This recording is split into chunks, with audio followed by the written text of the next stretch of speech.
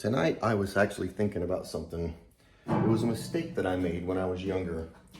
You know, when I was trying to get ahead and didn't have a clue how to work for myself when I was in my 20s, I would look at anybody who had a better situation than me and owned a business as like somebody who was a reference. You know, someone who I could, not a reference, more like somebody who could give me advice.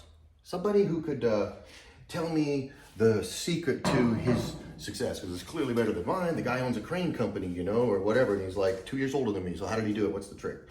You know, I'm behind. Here's the thing. All these people that you see who you think have achieved this stuff, and they're going to tell you what the best steps were to achieve it, they may not have even started where you started. You know, you talk to these guys who were given this stuff by their parents and they got their own businesses. You know, hey, what would you do? So this is where I'm at. And you play a scenario to them, say, what's my next step? They don't have a clue. They started at a level above that already. They wouldn't know what to think if they were in your shoes. So you can't ask them for advice.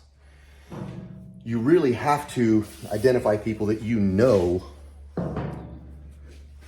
started with nothing and did it themselves, you know. And there's different ways to measure success. I think a person who, you know, makes enough to pay all of his bills and gets to live the lifestyle that he wants and spend the time with the people he loves, that guy, he may not be a millionaire, but I'll tell you what, I think he won, because a lot of these, you know, millionaires shoot themselves in the head all the time.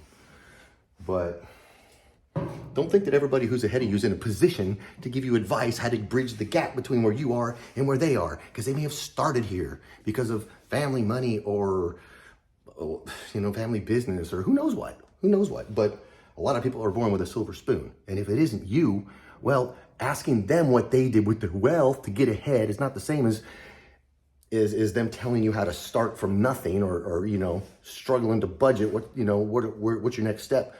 They don't know. That's well below where they were. They bought into the game at you know, $2 million. So anyway, that's just a thought. I don't know.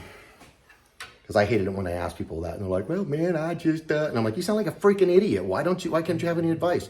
And it's because I eventually found out they weren't qualified to give me advice because they didn't do it themselves. Their dad gave them the business or something.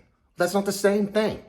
So every one of us has to figure out what the next step is in whatever we're trying to do. And you got to figure it out yourself, you know?